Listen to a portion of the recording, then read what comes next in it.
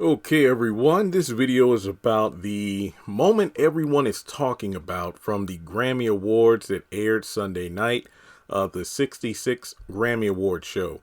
I didn't watch it. I don't really know who even watches the Grammys anymore. I'm 32 years old. I've been in the mindset for the past several years now of, yeah, I'm not really, you know, mixing with the music that's coming out nowadays. I pretty much am already set in my musical taste, but that doesn't mean I'm not open to listening to some of the new stuff. I mean, I'm just not one to, oh, this album dropped, I gotta listen to it right now. No, it's like if I'm driving in the car or if I'm walking around a store and a certain song comes on, like, hey, hey, this song's pretty good. And then I look it up and it's like, oh, this is a hit. Everybody's been listening to it. I'm that kind of person. So like I said, I typically don't watch the BET Awards or the Grammys or, you know, MTV Awards because most of that music is not for me. But some of the music I do kind of like here and there. But the Jay-Z moment when he gave a speech for receiving the Dr. Dre Global Impact Award, which again, hey, he deserves it. He gave a speech about 3 minutes long, and I'll leave a link to the actual speech itself in the comment section below if you want to check it out.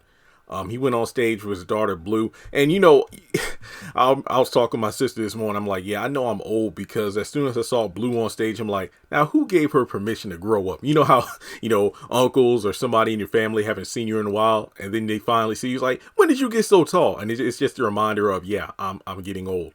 But I thought that was a, you know, great moment. He shared the stage of his daughter, but also the fact that he talked about how, you know, he does get nervous speaking in front of people. I felt like, you know, that was a very humanizing moment for Jay-Z to admit that. I mean, I think he said it before, but we're not really used to hearing Jay-Z talk unless it's like in an interview or something like that, which he rarely does. But as someone who studied communications in college and has been a public speaker since I was a kid, and I had a speech impediment in my younger years where I had to take speech classes, I know what it's like. And if I'm not mistaken, it was, you know, stated from studies that public speaking is the most common fear of, you know, just humanity in general, which is very, very true because it is a nerve-wracking thing. But as someone who's conquered that fear, but to see someone at the level of a Jay-Z still struggling with it, I love the fact that, you know, he openly admits it.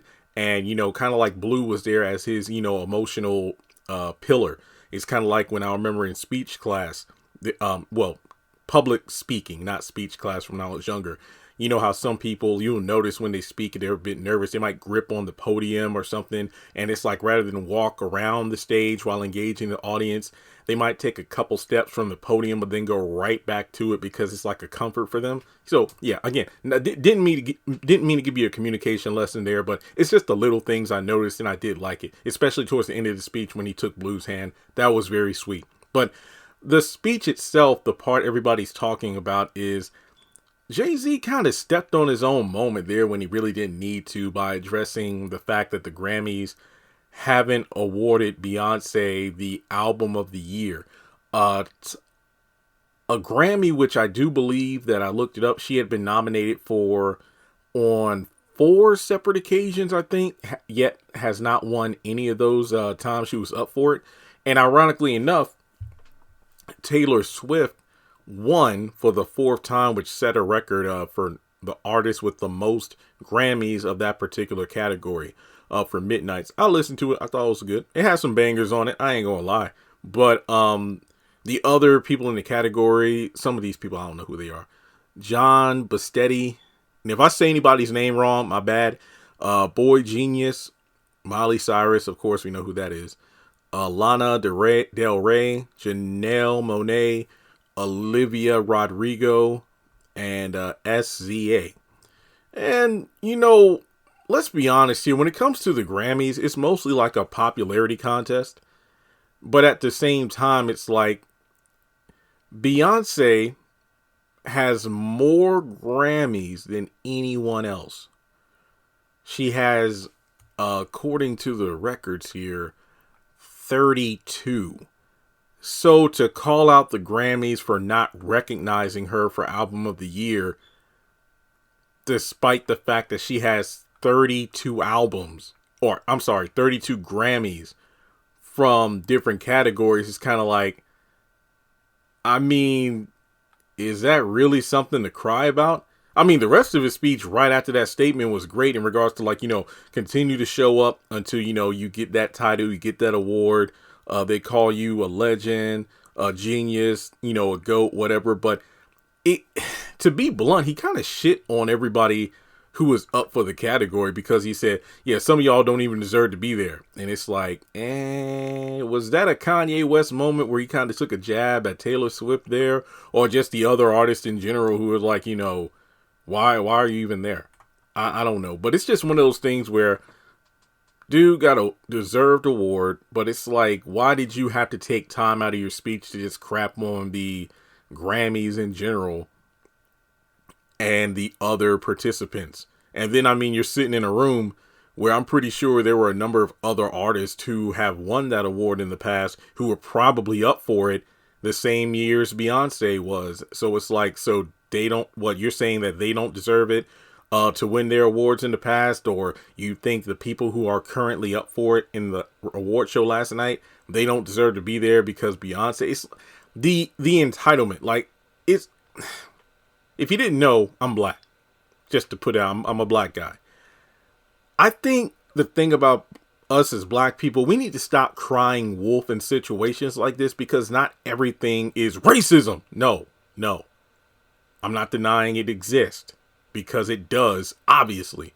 But it's hard to, like, really try to sympathize or feel like, yeah, Beyonce was wrong, when it's like she has 32 freaking Grammys. She has 32 freaking Grammys. And I get it, as an artist or, someone who works in a particular craft, you want to be recognized. I mean, but you have been recognized 32 times, not to mention other nominations that she didn't even win. But I didn't look it up how many times she's been nominated, but I get it. The Album of the Year is the prestigious award. And I admit, back when I used to watch the Grammys, and here's the thing, even though I don't watch it live, the night after or a day or two after the Grammys air, I do look to see who won what. And then there are times I'm like, dang, this song won record of the year or song of the year. And honestly, that one song by this particular artist, I think is better than the person and their album that won Album of the Year. And these things happen, but to act like, man, it's crazy. And I hate to keep harping on Monique like this, but it reminds me of that in terms of the, Netflix is, using racial and gender inequality when it comes to paying the artist on their platform, where it's like, okay, so you're saying racism as in against black people. Monique, Dave Chappelle and Chris Rock are black, and they got like $10+ million contract deals with Netflix. Gender inequality, Amy Schumer is a female. She's not black, but she is a female.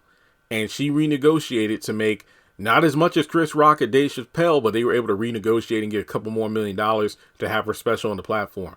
Stop weaponizing legit movements, or legit just inequality towards black people in order to rile up the masses to get some change done when it doesn't need to be done. It's like, look, you're going to be okay. Because guess what? Monique was offered, $500,000, which is far and away more than most people that she was asking to boycott Netflix would see in their lifetime at once. And then when it comes to the Jay-Z thing, it's like, well, when you get so big, it's like at a point where you just say whatever with a smile, I guess. I don't know. But I think it was just unnecessary to take a jab at the other musical artist just because your wife didn't win or was nominated for Album of the Year. It's like, just no. I think it was a great speech up until that point, but then after he shifted gears, the rest of the speech was great too. Like I said, it was cool to see him share his moment with his daughter like that, but I don't think what he said was necessary.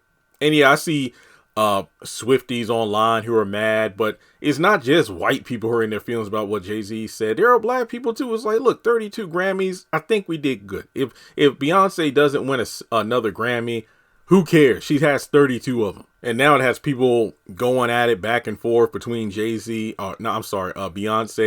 and Taylor online. Which one's more talented and whatnot? Look, I've said this in another video. What was it? The Shannon Sharp video I did recently. Regardless as to who you feel is more talented, this, that, and the third, 2023 was an incredible year for both Beyonce and Taylor Swift. Yeah, one of them did financially better than the other, but when you put that aside and look at what they accomplished, it's phenomenal. So to actually just bring up more debate, I don't know. I mean, this ain't even a conspiracy theory, but a lot of people feel the same way. It's possible, like the different record labels or whoever, they probably, got this beef stirring up on purpose. Like, hey, Jay, when you get up there, say this to get the people riled up, so Beyonce and Taylor continue to be on everybody's lips. So I don't know. But yeah, I think the speech was great aside from that one moment. But with that being said, let me know your thoughts about the show itself, Jay-Z's moment. Does he have a point about the lack of recognizing Beyonce with the album of the year, Grammy? Or are you like me where it's like, she has 32? Beyonce, it's like, with black people, it's like when somebody black is up for something, we want them to win, but that doesn't always mean they deserve to win because somebody just might be better. And in terms of the Beyonce fans and whatnot, just because Beyonce is up for an award, that doesn't mean she automatically ought to win. Look at the different elements of what goes into choosing the winner of said award and then go from there. Because, yeah, we all have our favorites. We all want to see, this person win, that person win, this movie win over that movie. But that's not always how it's done.